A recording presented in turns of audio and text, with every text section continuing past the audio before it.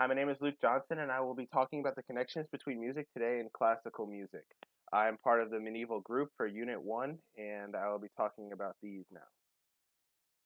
Relating to music between the classical period and music of today, there are a lot of the same general constructs between timing and pitch. Musical form has a lot of the same rhythms I especially found in a type of music genre called lo-fi music. And please excuse me if I'm looking down to my left because I wrote a few notes so I could get to my talking points at this time. We use an overall same sense of beat and meter in these types of music, especially because they rely on these overlying textures to give you a sense of polyphonic polyphonic voices and all those sorts of type things. So I wanted to show you an excerpt from an artist of the medieval period called Hildegard von Bingen, and that's a German name, I believe, so I probably pronounced it wrong. And then I will relate that to another musical artist of the 21st century. That's a lo-fi artist by the name of Shiloh Dynasty. And I'll play these clips.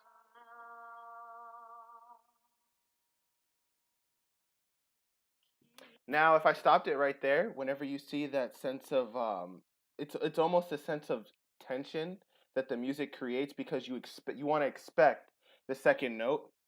And then this is a song called "Tell Me Why I'm Waiting" by Shiloh Dynasty. It has that same sense of waiting. It creates tension whenever the scale builds, and then you drop. And I would love here. I'll play this right now.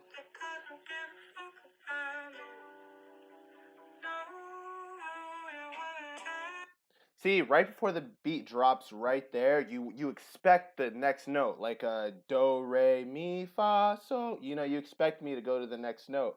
Those are a lot in part to the scale, the melody, and especially the harmony. The harmony which brings everything together in the musical form using the same senses of repetition. I believe that both of those were recorded on the G scale if I went back to my notes. This they also in a lot of these sounds that was only in the medieval excerpt I showed you. It was only part of a of voices, so there were a lot of a cappella, and it didn't have an underlying beat.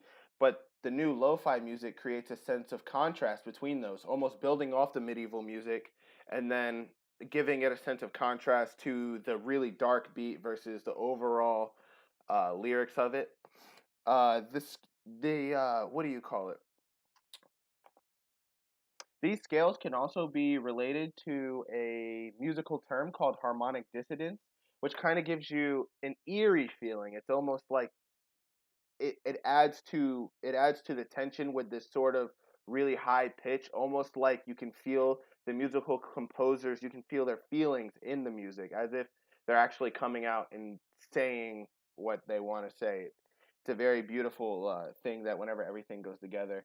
The meter also helps because whenever you have before these drops, you have these it goes against the meter of the general tone, the general pacing of the song versus whenever you have something stop almost abruptly in to go into the main piece of work.